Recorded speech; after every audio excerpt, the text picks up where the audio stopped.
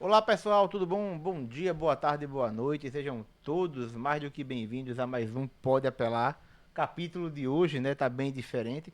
Mas antes de tudo, sejam bem-vindos ao Pode Apelar, aquele podcast que é mais resolutivo do que muita nota emitida por muito canto por aí afora, viu? É, com certeza. E hoje estamos batendo um papo com o Henri. E aí eu peguei uma colinha, porque é coisa pra caramba e eu não vou decorar. Formado em marketing e publicidade e propaganda pela Faculdade Paulista, trabalhou como consultor de marketing político, tem atuação há mais de 30 anos como diretor de quê, Henri? Não, fui diretor de um Instituto de Formação Política Nacional, que é o Instituto Teotônio Vilela. E além de tudo isso, ainda é escritor de 3, gente se 4 arrisca. livros, 5 livros, sei lá. A gente se Enfim, arrisca. é um dos. Henri, escritor famoso, mundialmente famoso um dia, se Deus quiser, Quem né? sabe? Esse daqui, inclusive, são para Ah, você. obrigado. E aí, tô ganhando os meus exemplares. E além do mais, a gente vai bater um papo muito interessante hoje sobre as problemáticas do nosso país, do Brasil, né? É, só pra constar, viu, gente, eu já tenho os livros, viu? Não, Só trouxe pra um, mas porque eu já tenho tudo.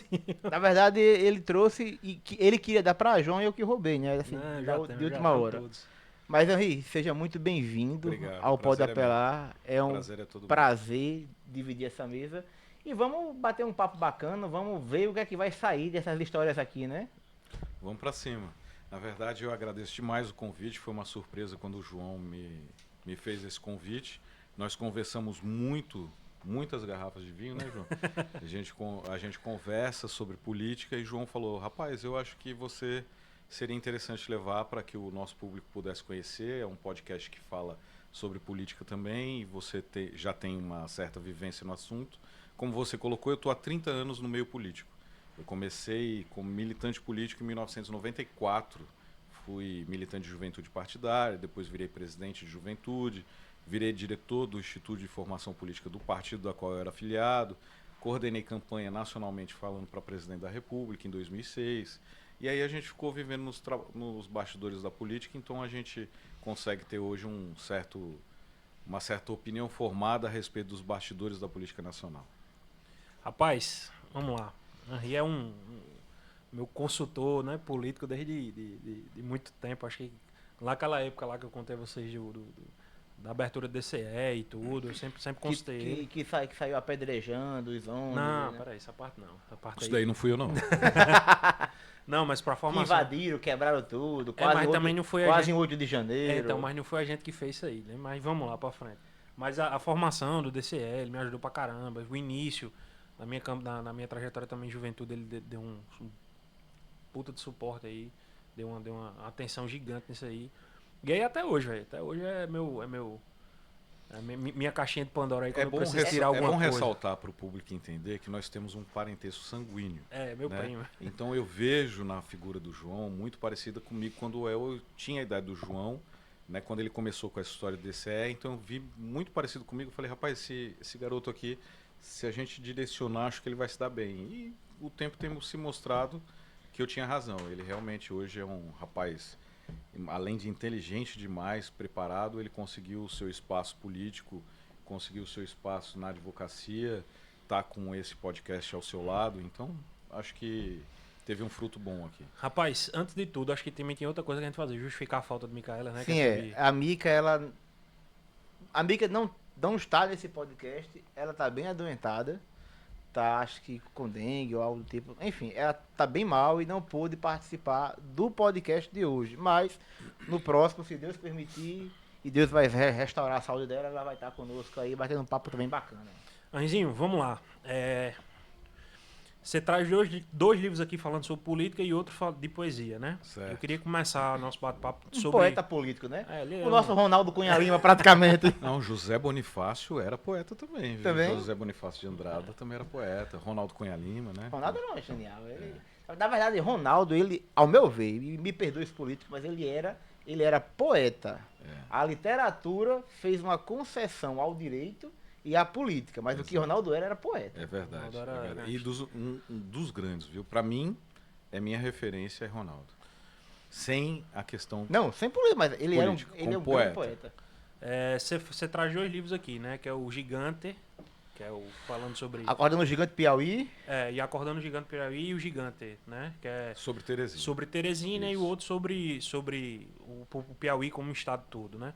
Explica aí por que Teresina, por que Piauí, por que você escreveu esses livros.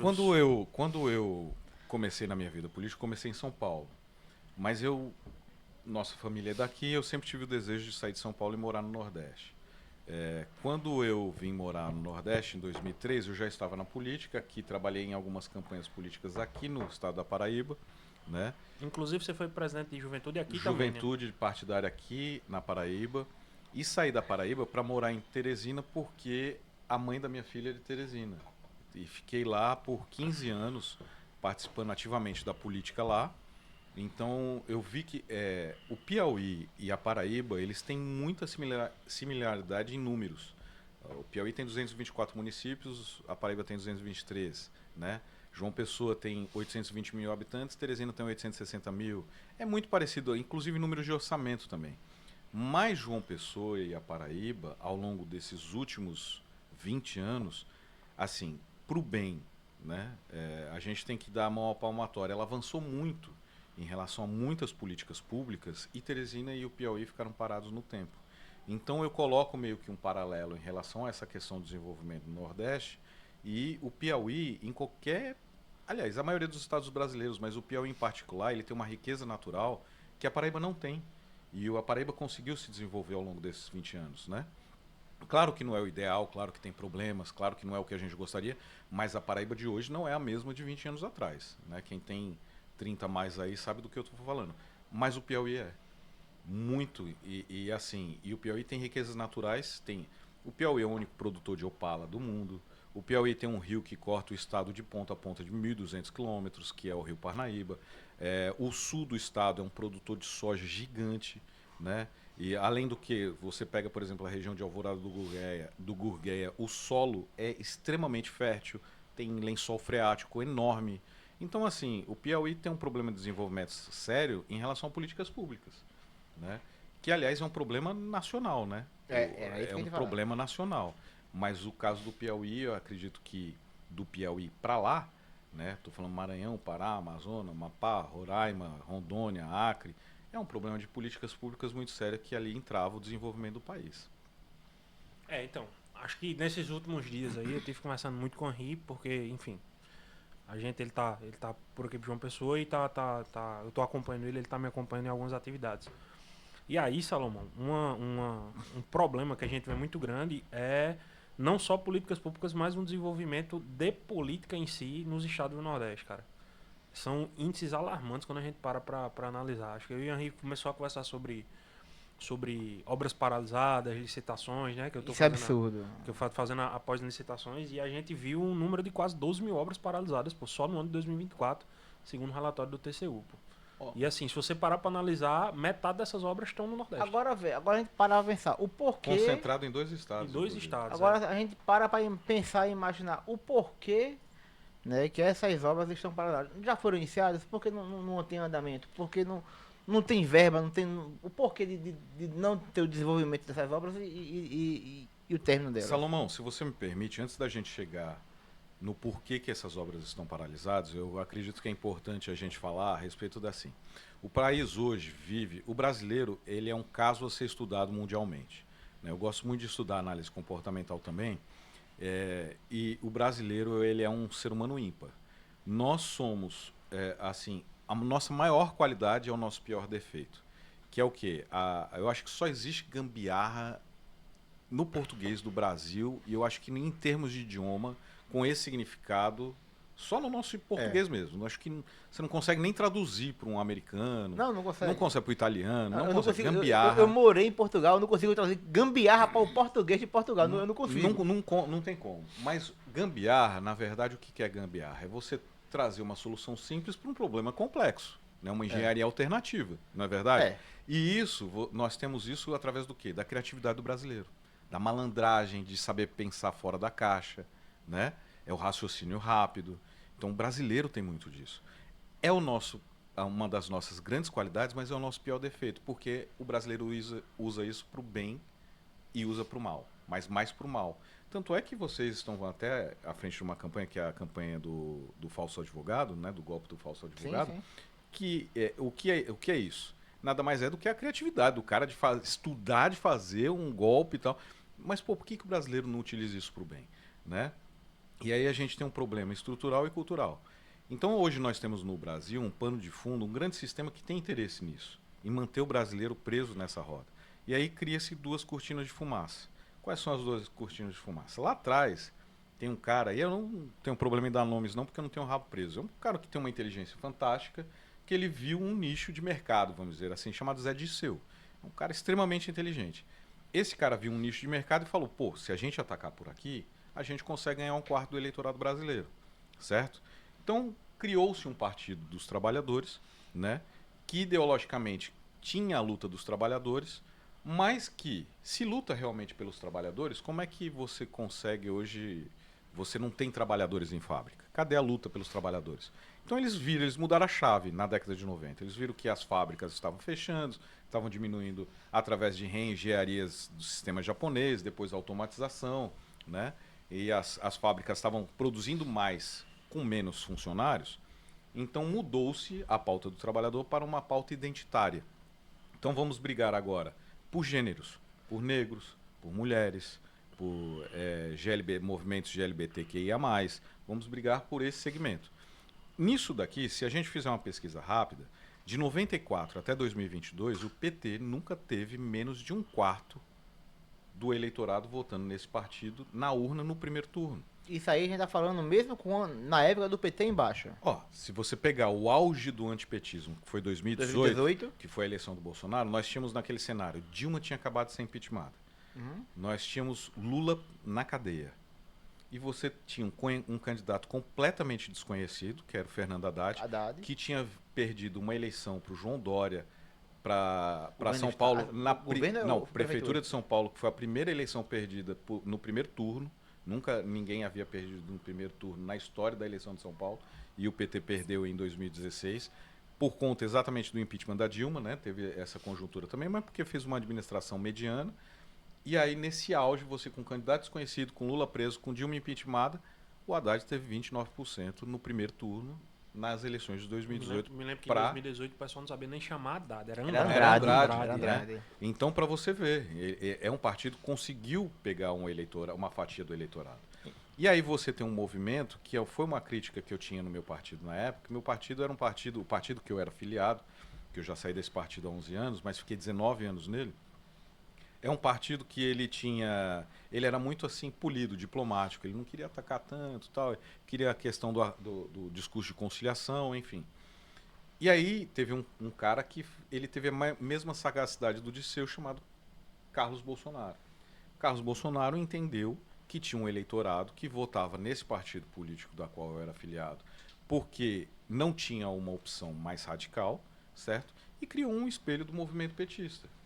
Qual é esse espelho? Surgiu daí o bolsonarismo e a direita conservadora e liberal, que são antagônicas em si, até pelo nome, né? Ou você é conservador ou você é liberal. Não tem como você ser um conservador liberal, né? Não é verdade? É a mesma coisa. Não tem como você ser um comunista progressista. Ou você é comunista ou você é progressista. Para você ver as distorções híbridas que são criadas através de ideologias no Brasil, com uma desculpa de ideologia, mas que no fundo quer manter só uma fatia do eleitorado, para garantir as eleições do segundo turno e uma polarização no debate, para não discutir o que realmente importa no Brasil.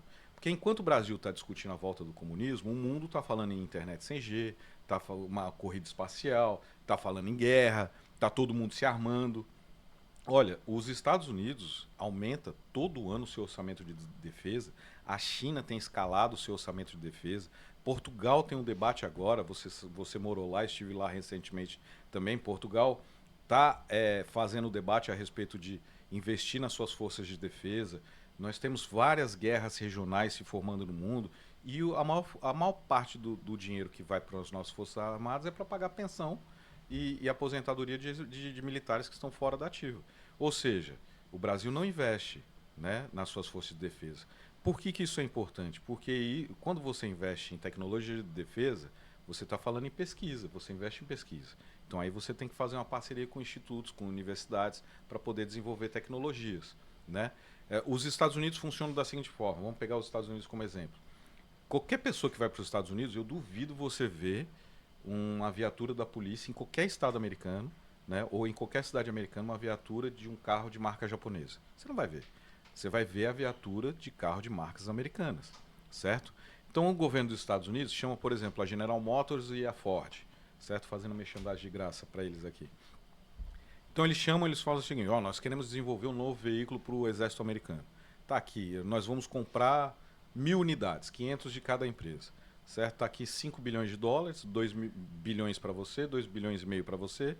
E a gente quer esses 1.000 Jeeps em um prazo aí de 5 anos, 6 anos, 7 anos. Ele tem que ter isso, certo? isso, no mínimo. Eles pegam esses 2 bilhões e meio, pegam 500 milhões cada uma, chama 8 universidades, 4 para cada lado, bota 120 milhões lá em cada uma para pesquisa. O resultado dessa pesquisa sai o veículo que depois, daqui a 10 anos, vai para o consumidor civil. Certo? Então, ou seja, você desenvolveu o país, criou uma cadeia produtiva, desenvolveu tecnologia, mas através de compra governamental. Se você for para os Estados Unidos, isso é tão verdade o que eu estou falando, se você for para os Estados Unidos, você vai ou pela United ou pela American Airlines, né, ou pela United Airlines. Você não vai de Airbus, você vai de Boeing, porque são companhias americanas que compram aviões americanos, certo? Então você tem, então cadê o livre comércio, cadê o livre mercado aí? Já não existe, né? Mas por que eu estou falando isso? Porque esse é um debate que o Brasil deveria estar falando a respeito da sua indústria nacional, das suas marcas, né? De você. Nós temos um grande número de pessoas desocupadas entre 16 e 25 anos de idade que não estudam, não trabalham.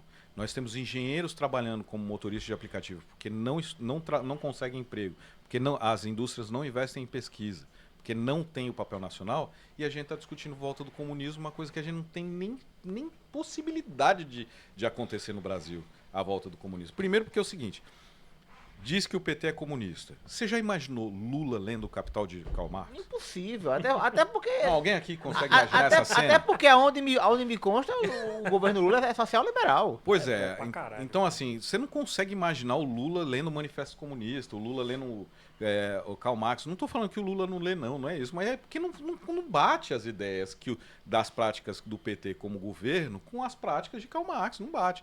Mas você coloca esse espelho de ideias entre os dois ambientes polarizados, exatamente para disfarçar os problemas que realmente importam no Brasil. Porque o Brasil não é um país, o Brasil é um balcão de negócios. Essa é que é a verdade. Então, se você pega, por exemplo, a pandemia, que nós estamos falando de 2019, 2020. 2020 e 2021 no né? máximo. Nós tivemos aí um período onde 7 meses tudo ficou meio Travado. obscuro, né? Porque não tinha vacina. E aí tudo bem, a culpa, não vou entrar nesse mérito da questão, mas não tinha vacina, ficamos 7 meses na obscuridade. Diante desses 7 meses, nós tivemos pessoas sendo mandadas embora, comércio fechando, indústrias fechando, empresas fechando, mas teve um setor que lucrou. Banco. Né? Então, assim, para mim, existe um interesse... Aí como é que pode? Tá tudo fechado. Tudo fechado. Tudo fechado. Como é que pode? E banco lucrando. A matemática não fecha. A matemática não fecha. Então, assim, por que banco lucra? Aí, se a gente fizer um estudo bem bacana, se você pegar, quando tudo começou a mudar no Brasil, que foi através do Plano Real, foi a partir de 1994. O cara que esteve à frente do Plano Real, que inclusive me seduziu no discurso, e eu era filiado ao partido dele, me filiei ao partido dele por conta dele e do Mário Covas, né? Foi Fernando Henrique Cardoso. Né? E aí eu não tenho nada contra o partido político, mas a política que ele implantou foi a questão, ele criou a dívida interna pública. Por quê? Porque os estados não tinham capacidade de investimento, então a União, ele usou a União para comprar essa dívida do estado, né? Só que em troca os estados tinham que vender seus ativos. Então por isso que houve naquela época, não sei se você a venda do Paraiban, a venda do Banespa, né? A venda da VASP em São Paulo. Então assim, o estado vendeu os seus ativos para diminuir a sua dívida com a União, porque a União tomou para si a dívida dos estados para que os estados pudessem ter capacidade de investimento novamente. E aí você criou uma bolha enorme chamada dívida interna, que hoje é um maior problema financeiro do Brasil. E aí nós temos alguns credores dessas dívidas, porque hoje o Brasil ele paga, para você ter uma ideia, nós temos um orçamento aproximado de 5,5 trilhões de reais por ano, né? Os juros dessa dívida consomem 2,3 trilhões. Nós pagamos... A dívida em si está em quase 8 trilhões. A dívida em si. Mas Isso nós, certo, já. a dívida em si, Sim, certo. certo? 8 trilhões. Ou seja, ela está já acima do que o país arrecada da tributação. Desculpa. Perdão. Mas nós pagamos todo ano 2,3 trilhões de juros, ou seja, para rolar essa dívida. Amortizar o. Amortizar. Só que se você... Amortização, o que é amortização, Salomão? Você é um advogado de direito tributário fiscal. Basicamente você está pagando juros para diminuir aqui como é que é? Diminuir os consectários dele e jogar a dívida lá para frente. Amortizar é diminuir. Só que se nós pagamos 2,3 trilhões de juros em cima de uma dívida de 8, o ano que vem ela deveria estar quanto? Os juros ou a dívida? A dívida. A dívida deveria diminuir os juros e os juros também. Diminuir consecutivamente. Não diminui, né, nenhum nem outro. Aquele... O ano que vem a gente continua pagando 2 A trilhões gente, de juros. ainda tem os 8, 7 trilhões de dívida e mais os juros pagando por fora. Exatamente. A gente tinha falado na última conversa da gente sobre aquele dividômetro, né? Que é o da Auditoria Cidadã, né? Aí, segundo os dados que está aqui no auditoriacidadã.org.br, em 2024, até 31/12, a dívida é de 5,5. Os juros, perdão, é de quase 2 trilhões, né? Certo. 1,996, correspondente a 42,96% do orçamento. Então você tem aí Você tem quase metade do orçamento 42 pagando apenas juros. Apenas juros da dívida. E assim, o ano que vem não diminui. E aí eu vou te fazer uma pergunta. O maior problema da dívida pública, porque dívida não é uma coisa ruim. Todos os estados, quando eu falo estados, é nações, né? Todas as nações do mundo, quando elas se desenvolvem, elas utilizam a dívida como poder de alavancagem. A dívida em relação ao PIB da China hoje está em torno, eu acho que 256%, você pode até consultar. A dívida americana está em torno de 100% do PIB. Né? Então a dívida ela é utilizada, só que essa dívida da China, do Japão, dos Estados Unidos, é usada para você investir em infraestrutura, em desenvolvimento tecnológico. Né? E como é feita a dívida? O Banco Central emite títulos, né, para pegar dinheiro emprestado com o mercado, certo? E aí com esse dinheiro ele faz o investimento. Nós fazemos o seguinte, nós emitimos títulos da dívida para pegar dinheiro para pagar juros da própria dívida. Mas aí vai gerar um ciclo sem fim. É isso que está acontecendo. Era o que a gente falava. Vai gerar aquela não é que vai gerar, é o que já está acontecendo. É aquela situação de Ouroboros, que é aquele ciclo sem fim. Só que o Banco Central não emite títulos da dívida a longo prazo. Ele emite para pagamento com 2, 3, 4 anos. Só que ele emite esse pagamento 2, 3, 4 anos, só que enquanto isso ele está pagando o que ele emitiu há 2, 3, 4 anos atrás.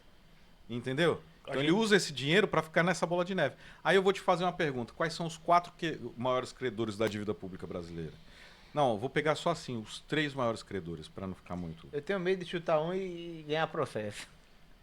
O título da dívida está na mão de qualquer cidadão, mas os 3 maiores credores são Itaú, Bradesco e XP. Não, Itaú, Santander e XP, certo? Se você pegar... e o BTG também está entre esses 4 aí. Se você pegar nos últimos 30 anos, todo ministro da Fazenda ou presidente do Banco Central, com exceção do período Dilma Rousseff, certo? Que aí julguem, vai ver que foi por isso que ela caiu ou não sei. Estou jogando aí pro pessoal polemizar. Deixa o pessoal até pensar. Até porque não sou petista, não sou, enfim. Mas vai saber. Né, porque ela colocou como ministro da Fazenda um ex-diretor do FMI, que era o Joaquim Levy, que o cara ficou pouquíssimo tempo também, acho que foi 1 ano só. Mas foi a única que não colocou alguém ligado ao sistema financeiro, certo? De fato. Foi a única. Se você pegar ali o Fernando Henrique, o ministro da Fazenda durante 8 anos foi o Pedro Malan. Foi. Né? Pedro Malan, hoje ele é conselheiro internacional do Itaú, certo? Quando você entra no período Lula, ele coloca como presidente do Banco Central o Henrique Meirelles, que era presidente do Banco Boston. E o Banco Boston foi comprado pelo Itaú. Durante a gestão do Henrique Meirelles, enquanto o mesmo estava como presidente do Banco Central. Né? Só sabe qual é o pior? Que eu já ouvi essa história e eu custa acreditar toda essa cadeia. Velho. Quando você sai da Dilma e você vem para o Temer, o ministro da Fazenda do Temer é o Henrique Meirelles. E o presidente do Banco Central é o Ilan Goldfein, que é um dos conselheiros administrativos do Itaú. Quando você sai do do período Temer e entra o Bolsonaro, entra como ministro da Fazenda o seu Paulo Guedes, que é fundador do Pactual que o BTG do André Esteves comprou, certo? Hoje é BTG Pactual. E hoje é BTG Pactual. E o presidente do Banco Central é Roberto Campos Neto, que era diretor do Santander. Quer dizer, todo o sistema financeiro do Brasil tá na mão de instituições Então, ou financeiras seja, privadas. você coloca uma pessoa do sistema financeiro, de banco, para emitir títulos da dívida, para pegar dinheiro emprestado com o banco que o cara fazia parte. Pô, bicho, se isso daqui, vamos ser sinceros, se isso daqui não for um assalto à mão armada, eu não sei o que é. E quem paga isso? Somos nós. Através do quê? De impostos. Bicho, tava vendo aqui outra coisa. Só tipo de informação também. Mas só para complementar, só para concluir essa parte do pensamento, é o seguinte. Nós estamos literalmente dando a galinha para a raposa cuidar, mas mais do que isso, certo? O Brasil criou um ciclo viciante, e aí nós temos dois lados, esquerda e direita, que cada um tem o seu banco de estimação. Faz um exercício, você amigo aí de casa, pega o Google, entra no Google, na plataforma de buscas, coloca assim, crescimento do Banco Itaú de 2003 a 2010. Foi o banco que mais cresceu no período Lula. Aí depois você coloca assim, crescimento do Banco BTG de 2018 a 2023. BTG Pactual, nesse período Bolsonaro, foi o banco que se tornou o maior banco de investimento da América Latina. Nesse período, nesse curto período do Paulo Guedes. Então, ou seja, a direita tem seu banco, a esquerda tem seu banco, e ambos são financiados para fazer essa cortina de fumaça de volta de comunismo, de ideologia de gênero, que só são assuntos para discutir na rede social, e o que realmente está matando o Brasil não é discutido. Você sabe que só tem um cara que fala a respeito disso em toda a política nacional? Ciro Gomes. Ciro Gomes. Ciro Gomes. É o único cara, é o maluco do Ceará. Não, É o único cara que aborda esse tipo de assunto, certo? Nenhum outro aborda, nenhum outro. E, em compensação, o Ciro Gomes teve quantos por cento na última eleição? 3%, acho que foi 3 e né? pouquinho. Assim. Para você ver, então, assim, o que realmente entrava o Brasil, o que realmente importa para o Brasil, não é discutido, porque a gente prefere ficar discutindo mamadeira de piroca, sabe? Essas coisas aí que só são cortinas de fumaça. Quando, no fundo, os dois lados, cada um, estão sendo financiados. São os dois lados da mesma moeda, né? Pessoal, Exatamente. tava vendo aqui, segundo a Auditoria Cidadã, a dívida interna do Brasil até dezembro de 2024 era 9 trilhões e meio. Nós pagamos de juros e amortização da dívida 5,5 bi por dia. Por dia. Por dia. E o pior é que a gente tá falando de amortização da dívida. A gente não tá falando de pagar a dívida. Não é a dívida. A dívida ela continua se escalonando. Pois é, esse é o problema, ou seja, a gente não tá quitando algo, a gente tá colocando a poeira para debaixo da tapete. E tem uma coisa muito interessante aqui que eu esqueci de abordar. A dívida ela foi atrelada à taxa Selic. Então o crescimento da dívida está atrelado à taxa Selic. Qualquer pessoa que entende um básico do básico de economia sabe que a taxa de juros ela é elevada quando você tem uma inflação de demanda. Existem vários tipos de inflação, você sabe disso. Quando a gente tem uma inflação de demanda, aí um dos mecanismos para controlar a inflação é elevar a taxa de juros. Por quê? Porque você corta o crédito. Então você diminui o consumo.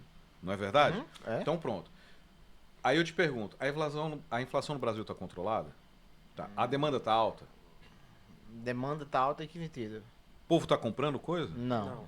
Não. Então a economia está meio que estagnada. Tá um pouco estagnada. Então deixa eu te fazer uma pergunta. Qual é a taxa de Selic hoje? 13%.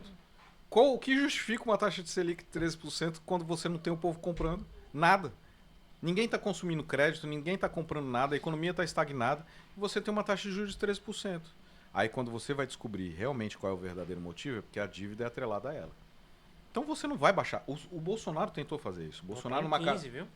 Tá em 15, né? 15. O Bolsonaro, ele numa canetada, ele baixou para 4%. Durou essa queda dele? Não durou. Por quê? Porque as instituições financeiras pressionam o cara.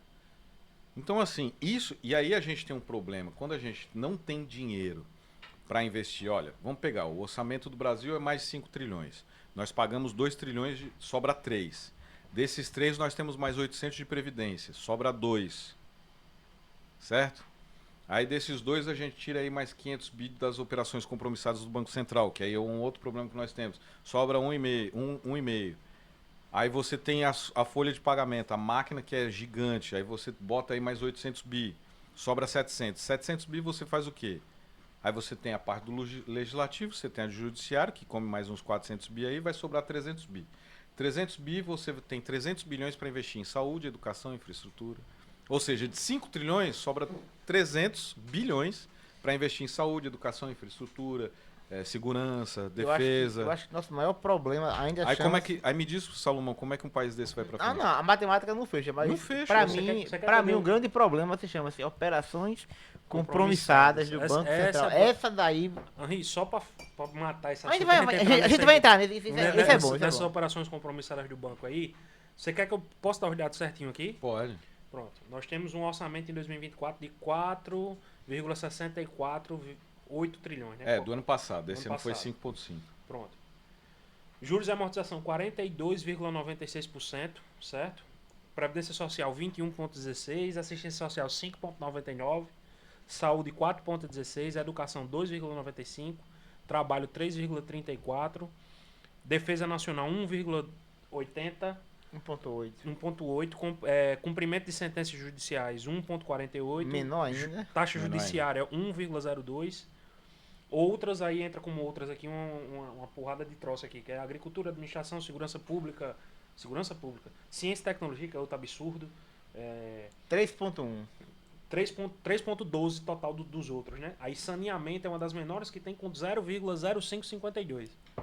Aí, ou seja, aí você cria um Estado ineficiente, inoperante, onde nós estávamos falando que nós temos uma desocupação muito grande de jovens entre 16 a 25 anos, que são cooptados pelo crime, porque eles estão na periferia sem fazer absolutamente nada, sem oportunidade de trabalho, sem oportunidade de estudo, certo? E aí, tudo porque nós temos um Estado que a única instituição...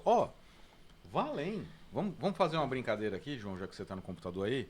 Coloca aí quais são as 5 marcas mais valiosas dos Estados Unidos. Vamos ver aqui a pesquisa aqui. 5 marcas mais valiosas dos Estados Unidos. Quais são? Apple, Microsoft, Google, Amazon e Nvidia. 5 empresas de tecnologia. Quais são as 5 marcas mais valiosas da Europa? Mercedes, Automotivo, T, telecomunicações, Tecnologia. tecnologia, Allianz, Allianz Seguro, né? Shell e Shell, BMW. petróleo e outro automotivo. Quais são as 5 marcas mais valiosas do Brasil? 3 bancos e 2 cervejas. Itaú, Banco do Brasil, Bradesco, Nubank e Caixa Econômica. Só Até banco. as cervejas já saíram. Só banco. Só são bancos. E aí? É coincidência isso? Você chega no país, as 5 marcas mais valiosas do país são 5 bancos. Agora eu te pergunto, banco produz o que mesmo? Nada. Inclusive, você sendo um advogado atuante dentro dessa área, o que nós temos a respeito... E nós temos uma coisa tão interessante no banco. Por que o banco lucra tanto? Será que é só com a dívida pública? Não. Você tem uma prática de taxa de juros, que é o spread bancário, que é a diferença entre a taxa Selic do que o banco pratica realmente quando ela vai emprestar dinheiro para o cidadão. E aí ela criou um sistema chamado assim, falta de confiabilidade. Então ela acha que o brasileiro não tem... o povo brasileiro, assim, não é que não tem. A palavra seria... Não, a ideia é... Não é confiável no pagamento. Não bota de confiança na hora de pagar. Aí não ela é joga confiável os no juros pagamento. lá em cima porque Exatamente, acha porque acha que o brasileiro que não vai pagar. Sendo né? que aí o brasileiro não paga porque os juros é alto. Exatamente. Aí o brasileiro acaba não pagando porque os juros é alto e ela aumenta mais ainda os juros. Sendo que ela arrecada, geralmente, já o que ela arrecada de cada brasileiro já paga a dívida que o cara tinha de empréstimo só dos juros. Ou seja, é um até ciclo porque vicioso. você faz o seguinte, se você pega 20 mil reais com o banco hoje, 20 mil reais de crédito pessoal, e você vai fazer um financiamento em 48 meses, a inflação está em torno de 5% ao ano, certo? 5% ao ano. Então você pega 20 mil reais, você vai pagar no final 98 mil reais. Só que se você pagou R$ 25.000 dessa dívida, numa inflação de 5%, ela está paga. Mas Tá. para o banco ela não está. Silêncio, foda, né, velho? Não, mas aí onde é que tá, pô? É que a situação é complicada. Porque assim, Henri, sei lá, pegou R$ 20.000 de Cara, nem a empréstimo. agiota faz isso. Não, irmão. Henri Cobrar pe- 230% de Henri juros pegou, ao ano, nem a agiota Henri faz essa pegou maldade. 20 mil irmão. reais de crédito. Não, beleza. Pegou 20 mil de crédito. Aí, depois disso, vai ter os juros. Sendo que se ele pagar abaixo da metade já da dívida, o que ele pagou de juros, ele já pagou o crédito mais um pouco.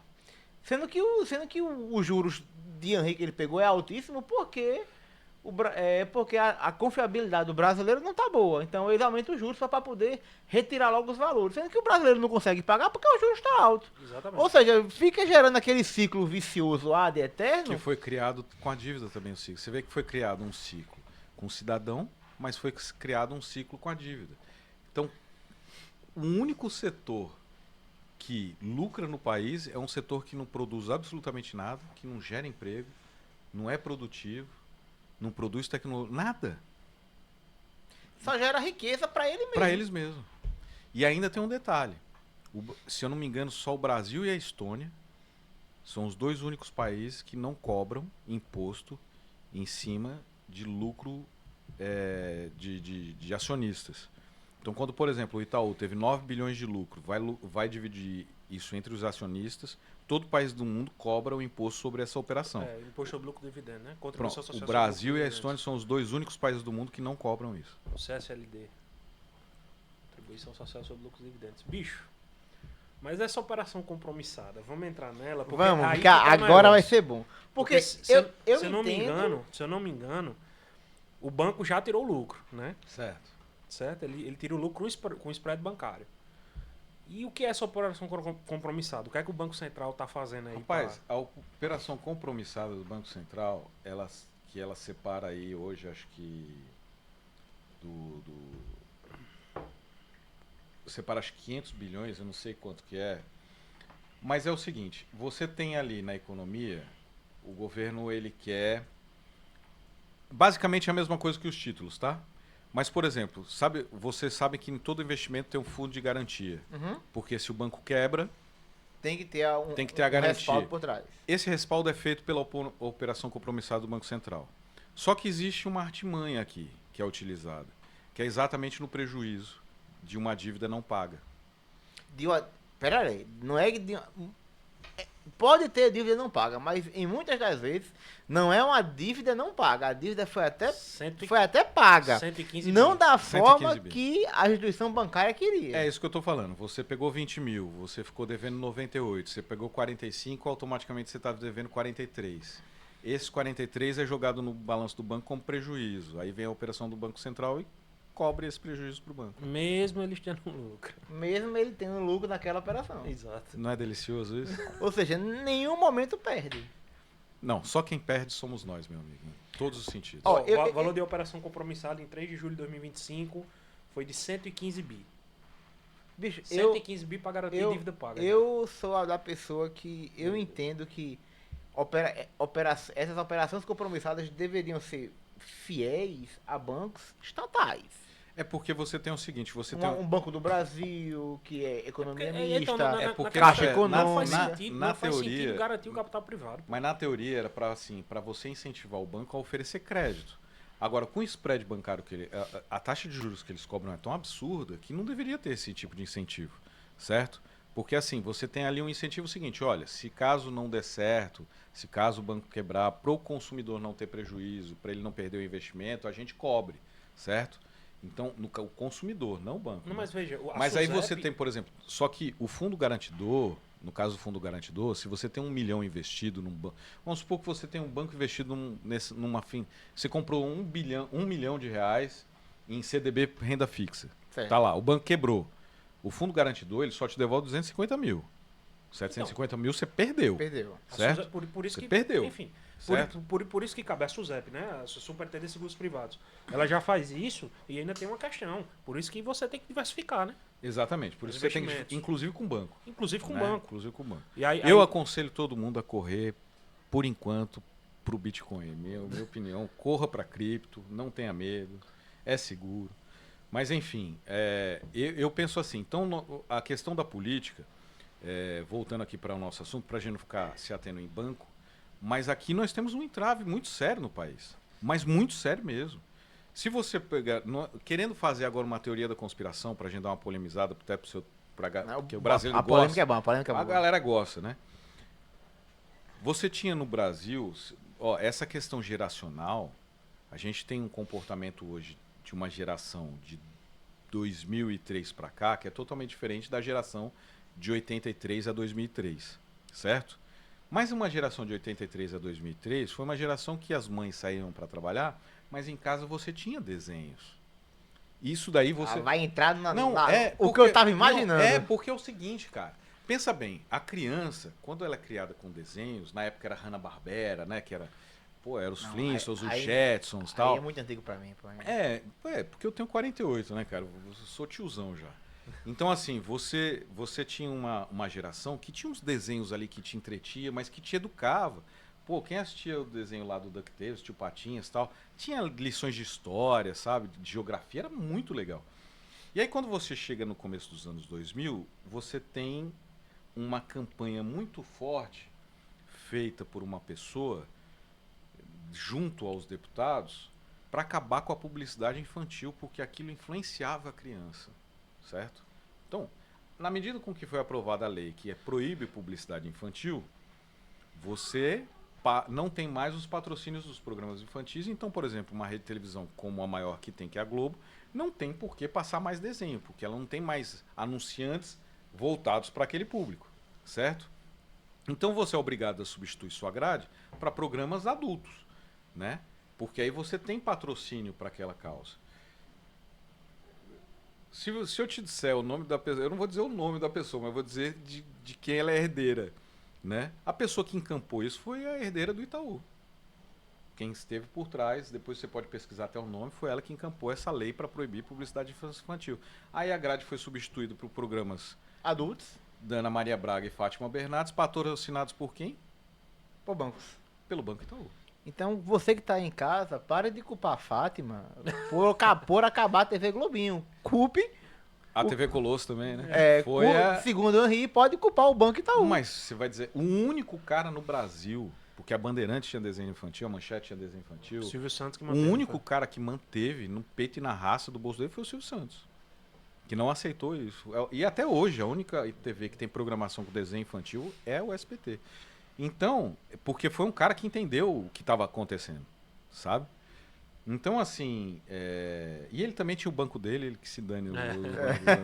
Ele tinha um banco pan-americano, então que se dane. Acho que eu tava lembrando agora que tu falou do Silvio Santos, acho que foi a única pessoa que garantiu com capital pessoal a quebra do Deixa eu te banco. fazer, não é só o garantiu. Se você pegar na Receita Federal, o Silvio Santos, durante muitos anos, foi o CPF que mais declarava, a maior declaração de imposto de renda era do Silvio Santos. Aí eu te pergunto, como?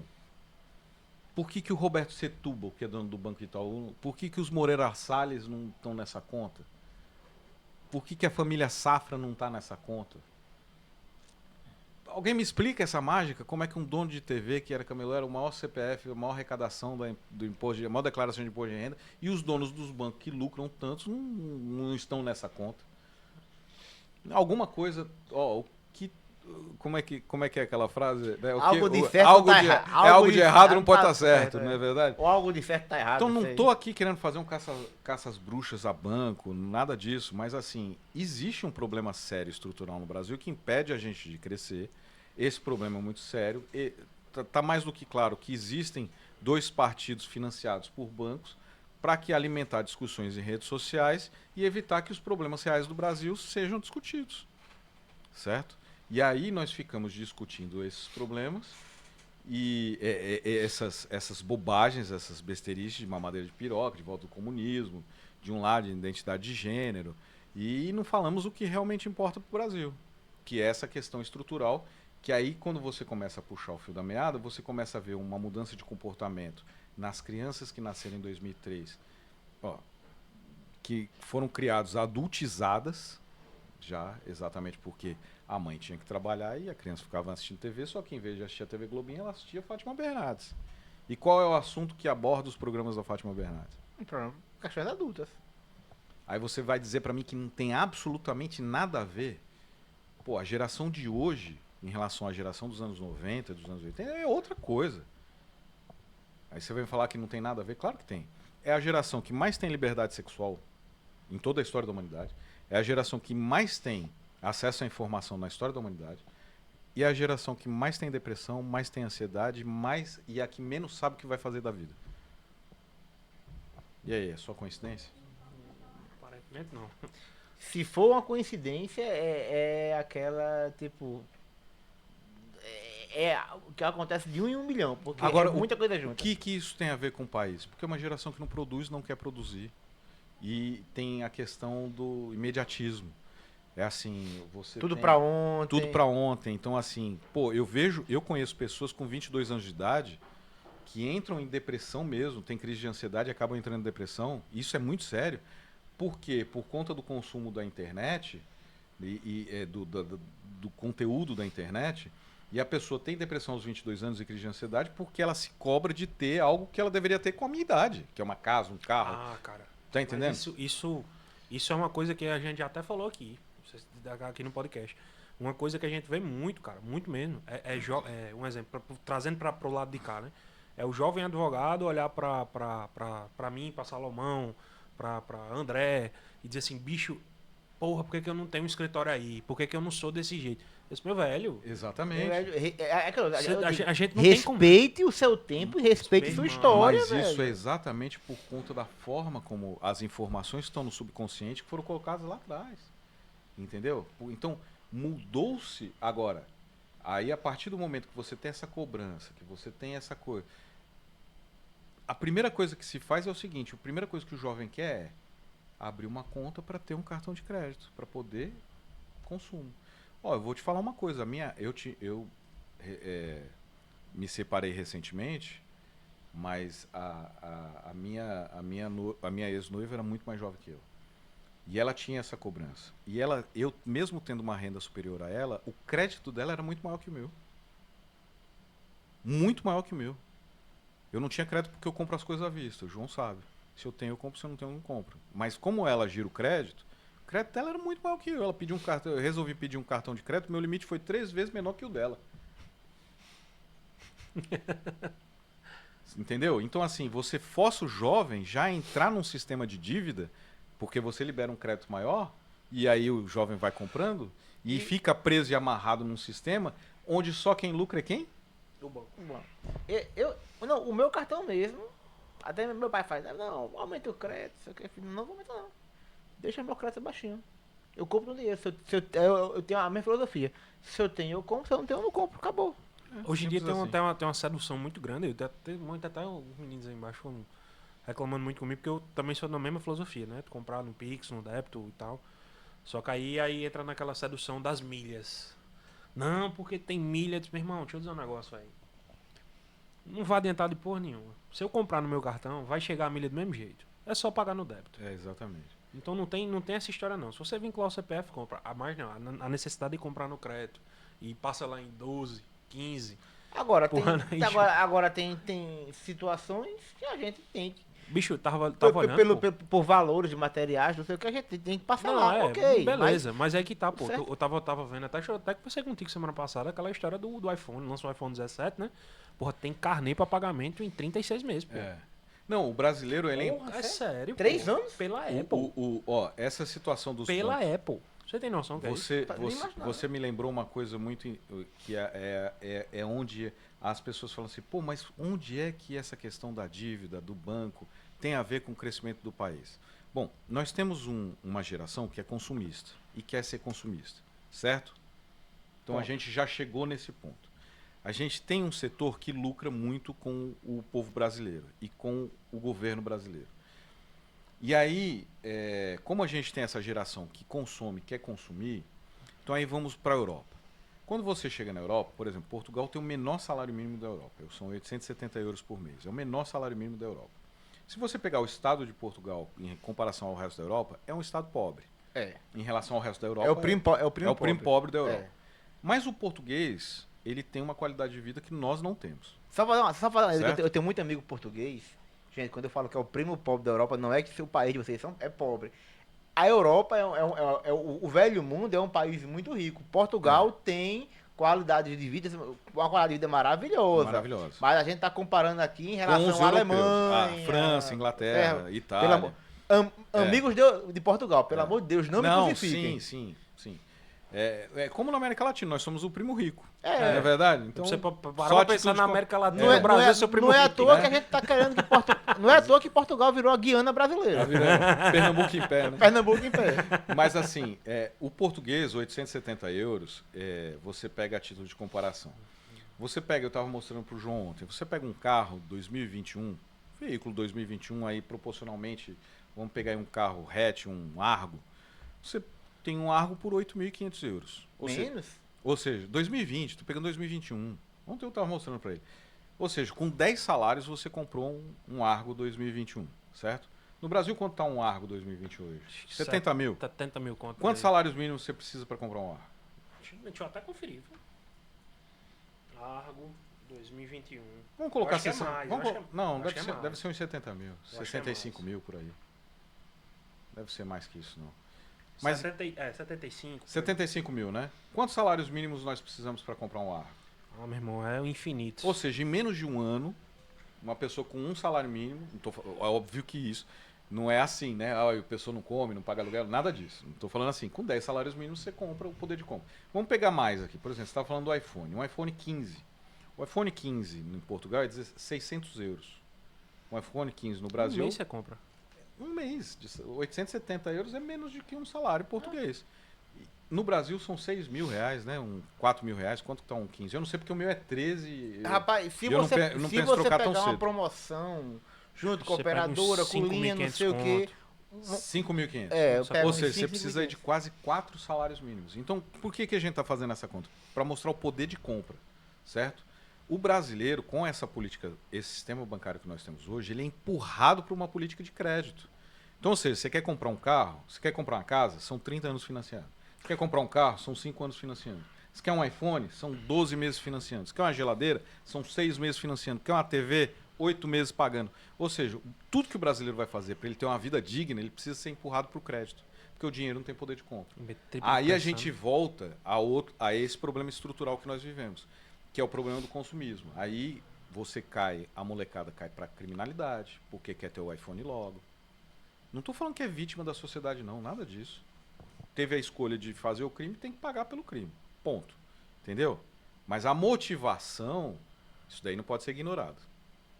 A vitimização da motivação é que eu acho que... É discutível. É discutível. Mas a motivação não pode ser ignorada. Porque ele vê todo mundo tendo, ele quer ter, ele vai lá e rouba.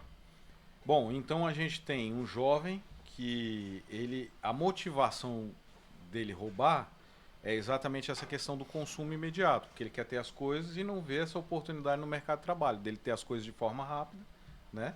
Porque o dinheiro não tem poder de compra, certo? Então, volto a dizer, não estou falando que é vítima da sociedade, vítima nada disso.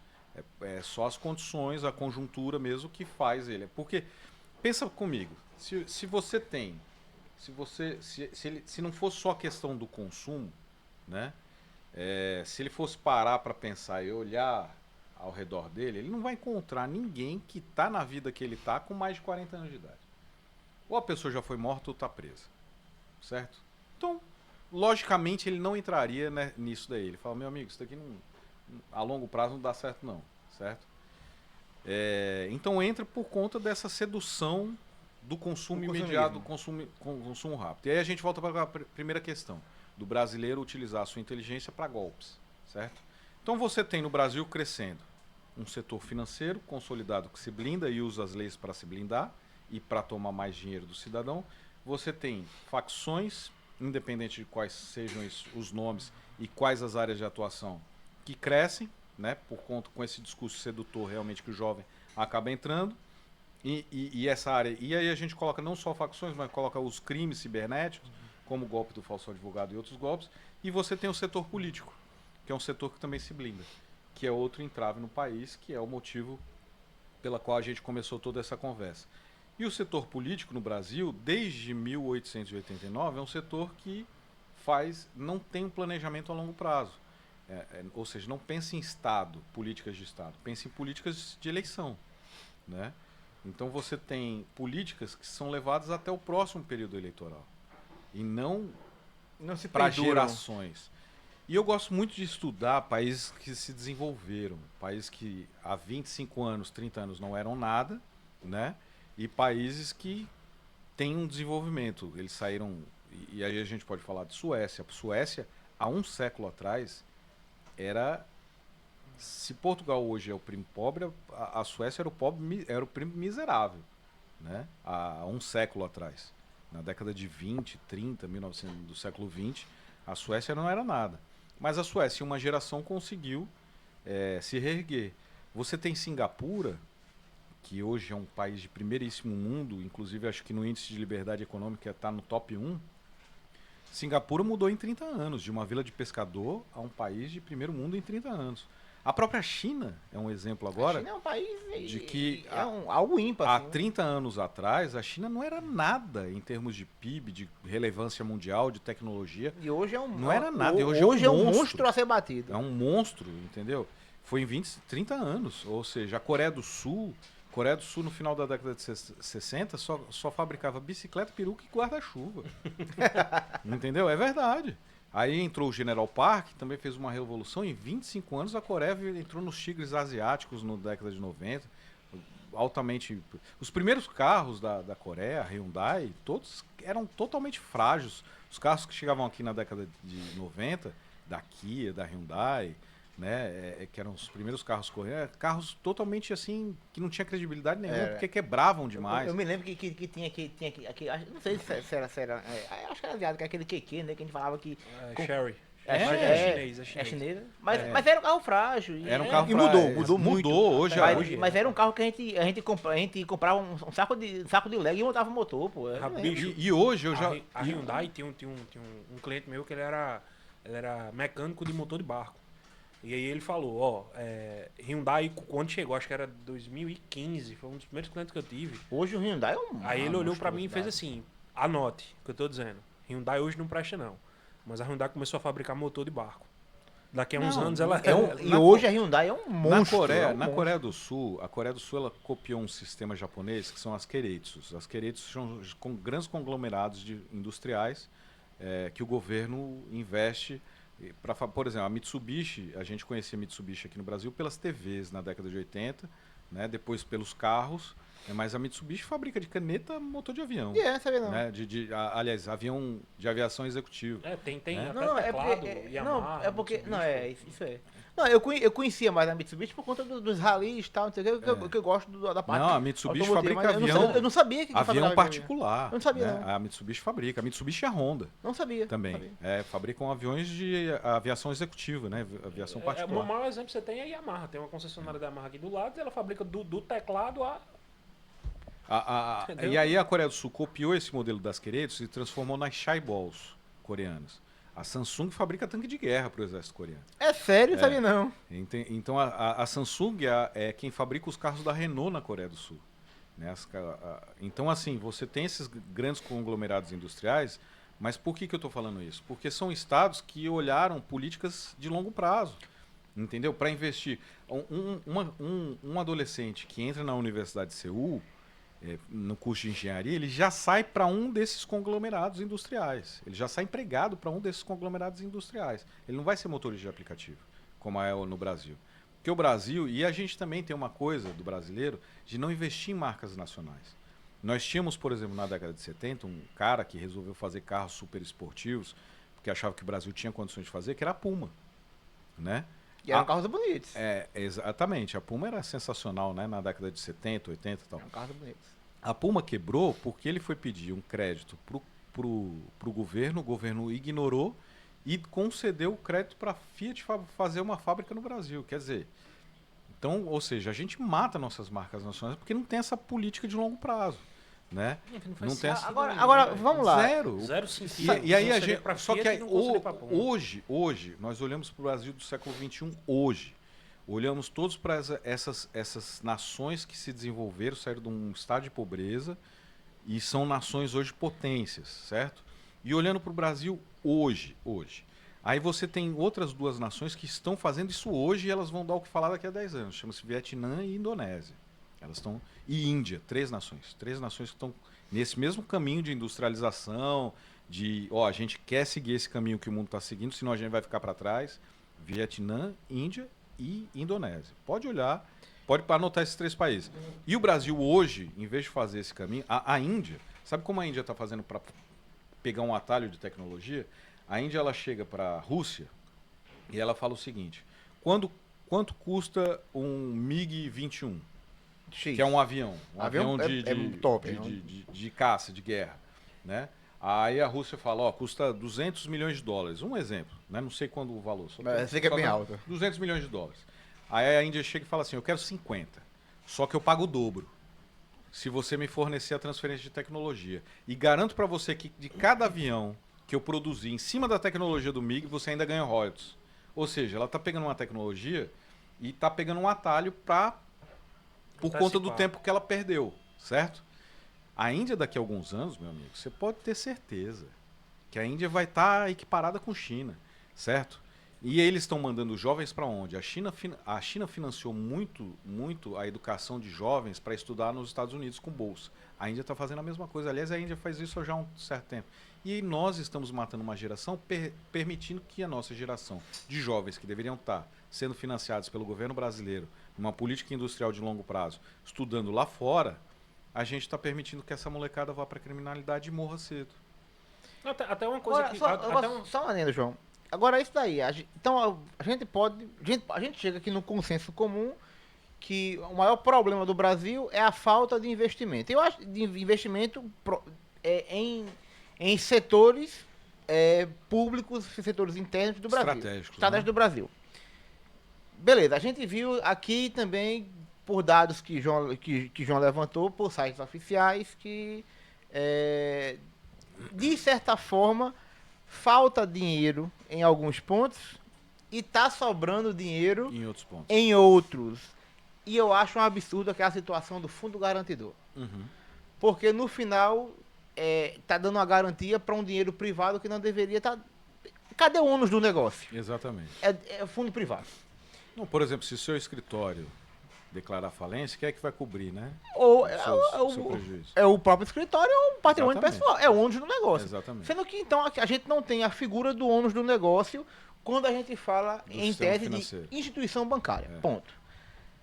E aí me tem a dúvida, o porquê não reduzir gradativamente, talvez, esse fundo garantidor, e esse dinheiro se paga a dívida pública, e consequentemente, ao pagar ou não, ou se não pagar, pega esse dinheiro que está sendo reduzido e reinveste em setores estratégicos dentro do próprio país.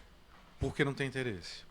Porque o político... Mas entendeu o que eu tô falando? Entendo demais, Porque eu aí, concordo, talvez eu aí, concordo. em 30 anos, sei lá, 40 anos ou até menos, Eu concordo. a gente alavanca. Mas você lembra que a gente falou que tem 3 setores que estão se blindando? Então, assim, você tem um setor que está crescendo, que é esse setor da criminalidade, importa-se através de facção ou se é o cara individual, Whatever.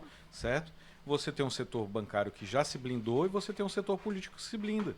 Porque o nosso sistema político, Salomão, ele é formado, é um sistema republicano. Vamos por base o seguinte, se você tem uma experiência que ela foi aplicada 100 vezes e ela só funcionou uma vez, e nesse lugar que ela funcionou uma vez, é o pior local entre todos os locais que funcionam de outra forma bem. É um sistema que funciona? Não. Em Certo. tese, não. Então, o sistema presidencialista republicano, todos os países que adotam, nunca funcionou em canto nenhum. O único lugar que esse sistema funcionou, que é o sistema republicano presidencialista, foi nos Estados Unidos da América. Quando você pega... E que mesmo assim... Que quando você pega todos os países desenvolvidos do mundo, ele é a pior taxa entre ricos e pobres. Desigualdade É onde social. tem a maior desigualdade, chama-se Estados Unidos da América. Se você for para o lado da educação, os Estados Unidos não são o primeiro em educação no mundo, são acho que o 18º. Quando você vai em saúde, não são o Aí primeiro nem se lugar fala, do mundo, saúde vai é para a 30ª e caralhada, ou desculpa, para a 30ª e alguma coisa. Quando você vai para segurança pública, o sistema carcerário, os Estados Unidos detém 25% dos presos no mundo. 25% dos presos, um quarto dos presos na humanidade estão nos Estados Unidos. Os Estados Unidos estão longe de ter um quarto da população da Terra, certo? Então, assim, é um sistema que, onde deu certo, beira o colapso aí. onde deu certo, ainda deu com todas essas falhas. Então, é um sistema falido. Então, nós temos que pensar, o Brasil ele precisa urgentemente ser resetado. Porque o sistema financeiro do jeito que está não dá, o sistema produtivo do jeito que está não está. O sistema de geração, da gente ter uma geração que está morrendo na criminalidade, matando sonhos, não tem carreira, não produz nada. Onde é que vai chegar o país se todo mundo começar a entrar em golpe, criminalidade? Qual é o futuro da próxima geração? E aí você não tem jovens na economia formal, vai colapsar o que lá na frente? O sistema previdenciário, Que já está. Já tá que em já colapso. está em colapso, né? Então, mas lá na frente eu digo assim, daqui a 10, 15 anos é uma coisa que não vai existir. Não vai ter dinheiro para pagar a aposentadoria. Literalmente. Aí a gente vai ter um problema geracional muito grande. O que nós faremos com esses idosos que vão se aposentar e não vai ter dinheiro para pagar a aposentadoria deles porque você não tem gente na economia formal, porque o Brasil escolheu o modelo de repartição no sistema previdenciário. Você sabe muito bem, não sei se o telespectador sabe, sistema de repartição é quando você tem vários trabalhadores na economia formal que pagam por um aposentado. Que financia o aposentado. Financia o aposentado. E assim se perdura durante Exatamente. anos. Assim, se perdura perfeitamente desde que Você tem a uma mesma alta- medida que o pessoal que sai é o pessoal que entra, porque um se- financia o outro. Se você tiver uma alta empregabilidade no sistema formal, né, que é o trabalhador com carteira assinada, então esse modelo é tranquilo, né? Agora, como no Brasil hoje nós temos 210 milhões de habitantes, metade está em idade da população economicamente ativa, são aproximadamente 102 milhões. Desses 102 milhões, você tem 50 milhões na informalidade. 55 milhões na informalidade. Então, ou seja, é um sistema que... E a tendência disso é crescer, porque hoje você tem uma geração que está entrando no mercado de trabalho, que deveria entrar no mercado de trabalho, que está entrando na criminalidade, ou está naquela coisa do alento, né? Que não quer nem estudar, nem trabalhar, não quer fazer nada. Né? Que é essa geração que entra em depressão, por conta né? Tenta ser influência e não vai. Ou seja, o Brasil está colapsando como Estado. E ninguém está falando nisso. A gente está falando de comunismo, de volta de comunismo. A gente está falando de fechamento de igreja. A gente está falando de ideologia de gênero, identidade de gênero. A gente está falando de fascismo. Um lado chama um de comunista, o outro chama outro de fascista. Tá entendendo? Então são brigas. Não faz o menor sentido. São brigas que não fazem parte da pauta. Quando você olha para o Congresso Nacional, que você vê as brigas dos deputados de oposição em situação, é desesperador, porque não tem ninguém preocupado com o Estado brasileiro. E o sistema político, ele se blinda por quê? Porque, na verdade, ele cria um sistema de fortalecimento do partido político, certo? Um sistema de blindagem em cima do candidato e um sistema eleitoral onde o eleitor não tem identidade nem proximidade com o candidato Nem com partido. e nem com o partido. Até uma coisa que a gente vinha discutindo ontem ou anteontem sobre essa questão da distribuição de votos, né? Porque daqui não faz sentido a gente ter um voto de legenda se ninguém tá...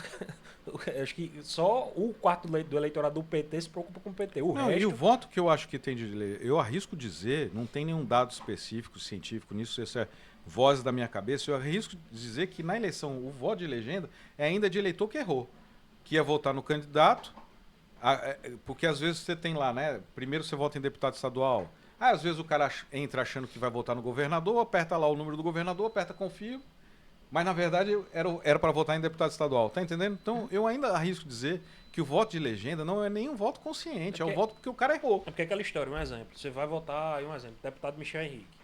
Você vota em Michel Henrique porque é Michel Henrique. Você não vota em Michel Claro, Henrique porque é. ele é do Republicanos. Não, Entendeu? É aquela história. eu- Não faz sentido de no pessoas Brasil que a eu gente conheço- trabalhar um voto de legenda, tendo em vista que não há a ideia de legenda americana. Você vota no Não é nem americano.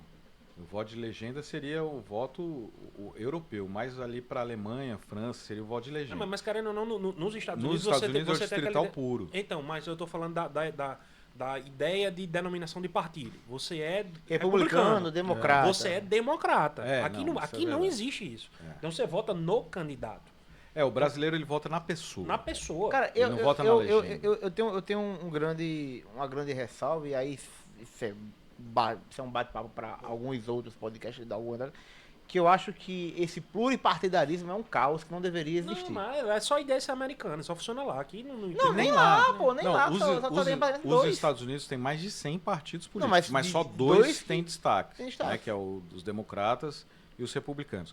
Mas aí a gente volta para o problema do sistema presidencialista republicano. Quando houve o golpe militar de 1889, eles não tinham ideia do que iam fazer com o país. Eu acho que na cabeça deles, vamos lá tentar dar o golpe e vamos ver no que dá, mas eu acho que nem eles acreditavam que podia dar certo. Porque quando o Deodoro assumiu como presidente provisório e virou o sistema republicano, o modelo de bandeira que ofereceram era um modelo igual ao dos Estados Unidos, só trocando Eu me lembro, né, só que era trocando as cores. o vermelho e branco pelo O verde e verde e amarelo. amarelo. E aí Deodoro, inclusive, falou assim, senhores, mudamos o regime, não a pátria. Me voltem com outro modelo de bandeira, né? E aí eles copiaram o sistema federalista, né, onde as províncias passaram a se chamar estados. O nome do país virou República dos Estados Unidos do Brasil, e foi assim até a Constituição de 88, né? Quando mudou para a República Federativa do Brasil. Mas esse sistema de federação, nos Estados Unidos é a common law. No Brasil é a lei civil. Não se viu lá. Então, assim, então não tem. Caminhando para um comum law. O presidencialismo funcionou lá por conta do common law. Porque, por exemplo, o sistema federal americano, cada estado tem sua própria constituição e sua própria lei. Tem estado, vamos pegar a Califórnia, Nevada e Texas, que são três estados. Califórnia e Nevada são dois mundos completamente opostos. E Texas. Não, Texas eu não conheço, eu não posso falar que eu não conheço, mas só de você ter ideia que o que divide a Califórnia e a Nevada, porque Nevada e Nevada divide literalmente tipo um barzinho no meio da estrada, Meio do nada, do meio do nada, deserto. ali, aí de um lado tem caça-níquel, do outro não tem. É um posto de piranga. É literalmente isso, é um posto de piranga que de um lado tem caça-níquel e do outro não. Pô. Era isso que eu ia falar. É um porque mundo muito grande. Nevada, você pode ter jogo e Califórnia não tem. E Aliás, o Texas tem um pouquinho. Califórnia tem, mas é jogo tipo não, loteria. Mas é federal, É loteria, estadual, é. né? O que eu tô falando, O jogo cassino, de né? cassino, Cara, você abrir um cassino na Califórnia não existe. Não existe, não. Em Nevada, que é vizinho, que é como se fosse Pernambuco, Paraíba, né? É como se Pernambuco pudesse ter cassino e a Paraíba não, né? E aí você puxando mais para baixo Bahia, que seria o Texas, tem pena de morte. Na Califórnia, no Nevada não tem. Entendeu? Então, se o cara assassinou, ele vai para cadeira elétrica, ele vai para, né? Vai ser aplicado aquelas injeções, né? Pena capital. Né? Antes era cadeira elétrica, agora é letal. a injeção letal, né? Então, assim, seria como se fosse a Bahia, se a gente pegar, né? Califórnia, Nevada, um pouco mais para baixo ali, vindo para aqui para a direita é o Texas. Então, cada estado tem sua constituição, cada estado tem sua lei, exatamente por conta da lei comum, né? E outra coisa, através da jurisprudência, os casos não sobem para a Suprema Corte, como é aqui. Você tem 4 instituições de apelação, 4 cortes de apelação, não é verdade? Então, o sistema presidencialista republicano no Brasil com a lei civil jamais ia dar certo, como não deu em nenhuma república que ele foi aplicada. Se você pegar do México à Argentina, todos os países são repúblicas presidencialistas. Se você pegar na África, com exceção das monarquias que ainda restam lá, todos os países são presidencialistas republicanos. Aí eu te pergunto, onde foi que deu certo? Aí o problema, então, é só o regime? Não, mas faz parte do problema, certo? Aí você tem os países europeus. Aí você tem a China. A China é uma coisa que a galera gosta de rotular. É a OAB do mundo, né? Não, a China é uma coisa que o pessoal gosta. A China, a pessoa gosta de rotular, que aí eu falo que é esse debate superficial, Porque o brasileiro ele é um caso curioso. Além dele ser muito inteligente, nós somos, como a gente estava falando da gambiarra no começo, o brasileiro é o único povo que não lê nada, mas sabe de tudo, né? O brasileiro não abre um... Você quer esconder uma nota de R$ 200 de um brasileiro, você coloca dentro de um livro. Que não lê. Não lê. O brasileiro não lê, infelizmente, né? Nunca vai achar. Muito bom. Muito boa. Nunca vai achar. Muito boa. Então, assim, o brasileiro não lê, mas entende tudo. Chega na Copa, todo mundo é técnico. Chega na pandemia, todo mundo é cientista. Chega no impeachment, todo mundo entende de direito. É impressionante. Mas ninguém abre um livro, né? E baseado nisso, por que vê que tem Partido Comunista Chinês, chama a China de comunista. E a China foi comunista durante muito tempo. Hoje, a China não tem nada... Mas a China é capitalista, então? Não, não é. A China não é nem comunista e nem capitalista. A China não existe definição A China é a China. para o que ela é hoje. Então, é a OAB do mundo, é a sui generis. Não existe uma Agora, definição. O que é a China? A China é a China. Ela é foda e pronto. Não foda. existe. Talvez daqui a uns 15, 20 anos a gente comece a cunhar algum tipo de rótulo para a China. Mas a China é um estudo de caso que nunca se viu na história da humanidade o que eles estão fazendo. E que tá dando certo. E que está dando certo para eles. Sim, pra eles. É um modelo que não vai tentar, não tem como copiar. Não tem. Aí você vai dizer o seguinte, a China é presidencialista? Não. Não. Não. A China é parlamentarista? Não. A China é monarquia? Não. Então, assim, por que eu estou dizendo isso? Porque a China encontrou um caminho para ela. E é isso que nos falta.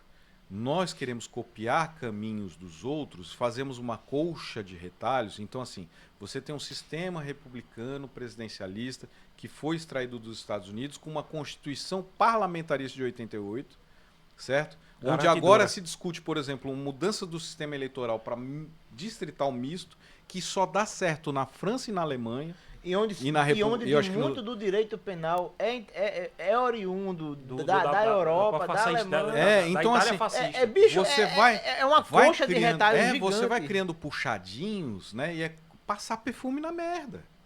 Essa que é a verdade. E não se discute um modelo, não, vamos parar aqui, vamos ser sérios. Vamos ser, uma vez na vida, um país sério. Vamos discutir aqui como é que a gente pode mudar esse país, fazendo o país crescer, fazendo o país ser sério. Vamos mudar aqui. Não, a gente fica puxando exemplos europeus para um sistema copiado americano, que foi implantado numa lei civil. Aí eu te pergunto, bicho, o mundo está indo para cá e o Brasil fala, acho que para cá vai dar certo. Então, tudo que o mundo faz, a gente faz o contrário achando que vai dar certo. E ninguém pensa... Tem um professor que eu gosto muito, inclusive quem tiver a oportunidade de assistir é o professor Guilherme Freire. Ele é muito jovem, ele é professor de filosofia, eu gosto muito. Ele falou uma vez num podcast o seguinte, nesse momento não tem ninguém pensando o Brasil. Ninguém pensando o Brasil, de ideia, de projeto, pensando o Brasil como nação, né? E aquilo foi até um gatilho, que aí eu vou dar um spoiler aqui, que é onde que, não sei quanto tempo a gente tem, mas eu acredito que seja pouco, me incentivou a escrever meu quarto livro, que esse quarto livro será lançado ano que vem. Já adianto que houve a colaboração desses dois jovens no livro, graças a Deus. Mas é um livro que a gente fala exatamente, para mim, ele vai ser um divisor de águas. Eu acho que na política, porque nós estamos realmente pensando o Brasil como nação e como Estado, né? E eu espero que a gente possa vir aqui para falar dele.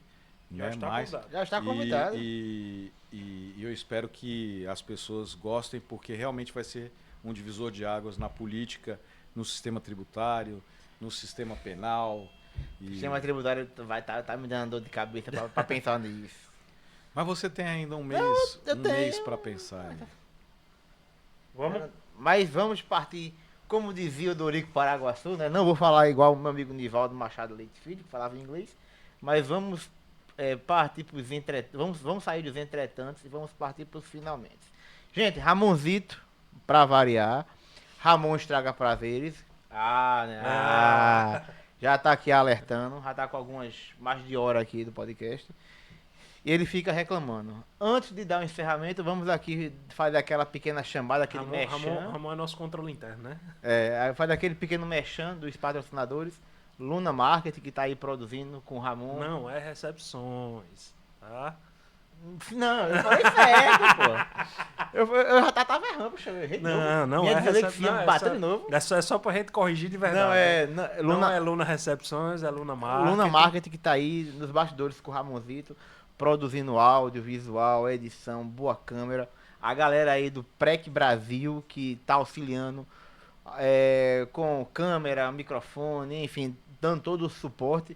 E aí, novo patrocínio, que é a nova empresa que a gente está montando, Simplificando Direito, onde vai trazer cursos de formação para advogados. Né? Eu ia falar para jovens advogados, mas é para jovens advogados e advogados não tão jovens também. Enfim, se você quiser melhorar, se você quiser crescer na sua profissão, fique no aguardo aí que Simplificando Direito vai vir com bons cursos. E também com o nosso amigo aqui, Henri, que acabou de me presentear com 3 livros e ainda vou ganhar o 4, até porque eu vou ser um dos escritores, né? Um dos colaboradores. Muito importante. E que é um prazer estar do lado dessa galera. Eu Vamos vou passar a bola para João, vou deixar passar a bola para Henri para que se despeçam. E aí a gente faz o encerramento real com aquela tiradinha de onda que a gente sempre gosta de fazer. Vamos deixar esse livro aqui por enquanto em stand-by, os assuntos internos do livro, né? Exatamente. E já vem um próximo aí depois, Salomão, que você pegou um leve briefing aí, né? Que a Henri tá escrevendo, e eu acho massa porque quando ele tá muito perto assim, a gente fica horas e horas viajando nas ideias de o que é que a gente pode fazer, o que é que não pode fazer, desenhando modelo e ideia. Teve um dia desse que a gente saiu do escritório de Salomão mais de meia-noite, comendo o juízo do rapaz. E aí, velho, massa de verdade, eu adoro estar com esse pessoal, inteligente. A gente gasta muito tempo aí pensando abobrinhas e ideias para botar para frente. É verdade. E aí, novamente, pessoal, agradecer vocês. Peço que, novamente, é muito novo para mim esse pedido, mas vamos lá, curta, comente, compartilhe, né? Manda para o pessoal próximo que pode gostar do assunto. E manda pra tia do Zap também, que gosta Importante que gosta de espalhar demais. assunto e que esse não é fake news. Verdade. É só dar um Google, né? Só dá um Google. Bota aí no Pai dos Burros que o assunto aí tá tudo aí. E novamente, gente, muito obrigado, agradeço demais e Henrizinho se despeça pra gente puxar nosso barco. Não, eu só tenho a agradecer ao Salomão, ao João pelo convite. Espero que vocês tenham gostado. É um assunto polêmico, é um assunto maçante, mas é um assunto também muito envolvente. Agradeço demais vocês pela oportunidade. Estou muito honrado de estar aqui e até a próxima. Sinta-se bem-vindíssimo sempre que precisar, meu irmão. É só ligar que eu tô aqui. E aí, galera, é isso. Se encerra mais um capítulo do Pode Apelar. Como eu já disse, aquele podcast, quando abre a caixa de Pandora, sai muito mais conhecimento, notas e carisma e simpatia. E simpatia do que muita caixa por aí afora. Vamos embora. Valeu, pessoal. Valeu.